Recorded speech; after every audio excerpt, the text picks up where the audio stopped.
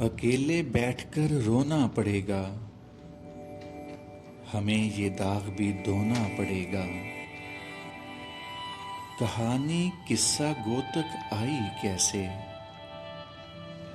ये किस्सा गो को समझाना पड़ेगा। तुम्हारी दीद के भूखे हैं साहिब, हमेशा आते हैं, आना पड़ेगा। चलें सकरात के नक्शे कदम पर, हमें ये जहर भी खाना पड़ेगा।